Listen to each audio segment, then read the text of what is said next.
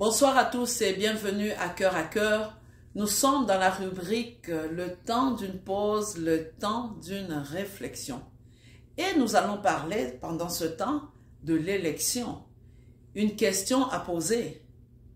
Qui choisis-tu? Qui choisis-tu? Nous sommes dans le temps de l'élection où chacun, au Canada ici par exemple, bientôt, vers la fin de ce mois, nous allons voter.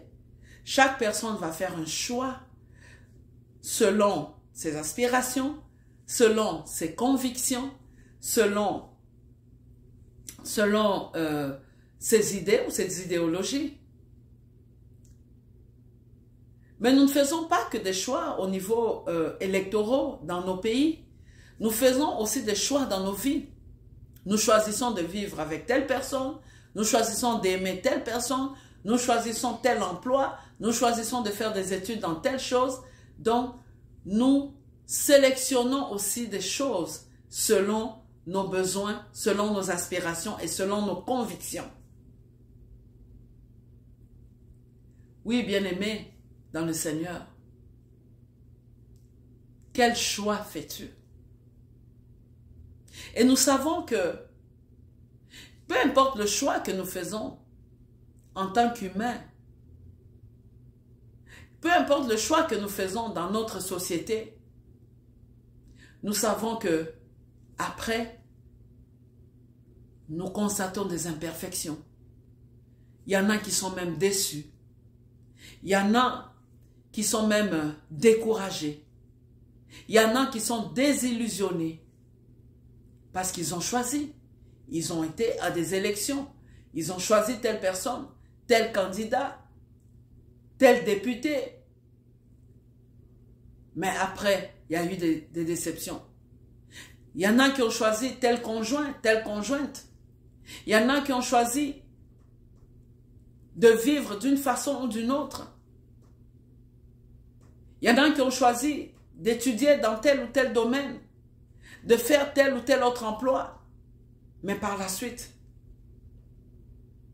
soit ils n'ont pas aimé, ils se sont recyclés dans autre chose, soit ils ont été déçus, soit ils ont carrément abandonné. Parce que ce qui est constaté, c'est que tous les choix que nous pouvons faire, tous les choix humains, sociétals, personnels que nous pouvons faire, ne sont pas des choix parfaits. Mais un seul choix est parfait. Une seule élection est parfaite. Une seule personne que nous devons élire tous et toutes sur cette terre, celui qui ne nous décevra jamais, celui qui ne nous abandonnera jamais, celui en qui il n'y a aucun nombre de variations ni de changements. Celui qui soutient nos vies. Celui qui est notre espérance, notre foi même est fondée en lui et par lui. Celui qui marche avec nous, qui nous tient la main. Celui qui nous fortifie dans les moments d'épreuve, les moments difficiles. Celui qui nous a donné le salut. Celui qui nous a tirés des ténèbres, nous a transportés dans son agréable lumière, qui ne nous abandonnera jamais, qui ne nous délaissera jamais. C'est lui que nous devons choisir, d'abord et avant tout. Son nom, c'est Jésus-Christ de Nazareth, l'homme de Galilée, l'homme parfait. Oui, je t'invite à faire ce choix. Je t'invite à réfléchir à ton choix, à ton élection. Réfléchis. Pense-y bien. Mais fais le bon choix. Fais le choix de celui qui t'a créé.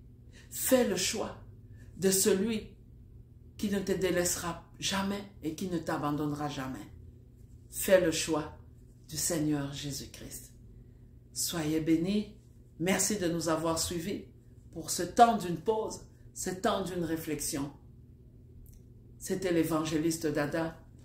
À la prochaine. Que Dieu vous bénisse. Au revoir.